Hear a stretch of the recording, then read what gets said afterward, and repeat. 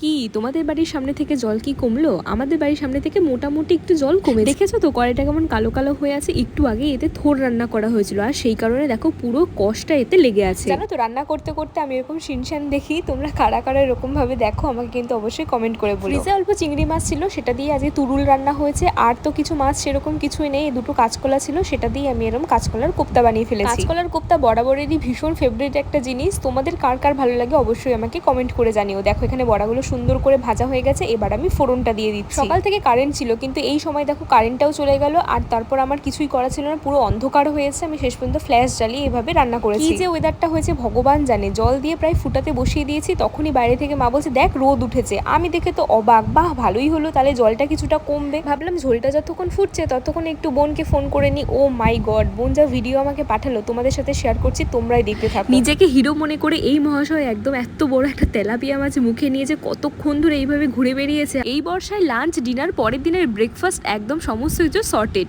বোনদের বাড়ির সামনে জল পুরো থই থই করছে, এগুলো কিন্তু সমস্ত ওই আমাকে ক্লিপ পাঠিয়েছে। আমি তো দেখে জাস্ট অবাক হয়ে গেছি। ও বলছে আমার বেশ ভালোই এন্টারটেনমেন্ট হচ্ছে। এরপর স্নান টান করে এসে দেখি মা তরকারি নামিয়েও ফেলেছে, বেশ ভালোই দেখতে হয়েছে। আজকে দেখো সিম্পল রান্না, চিংড়ি মাছের তুরুলের তরকারি আর কাঁচকলার কোপ্তা। কাঁচকলার কোপ্তাটা ভীষণ টেস্টি হয়েছিল, খুবই ভালো হয়েছিল খেতে। তোমরা চাইলে এই রেসিপিটা ফলো করে অবশ্যই বানিয়ে। ঘরোয়া মশলা দিয়ে আমি রান্না করেছি, আশা করি বুঝতে তোমাদের কোনো অসুবিধা হবে না। খাওয়া দাওয়া করে উঠে দেখি আবার এইভাবে বৃষ্টি পড়া শুরু করেছে।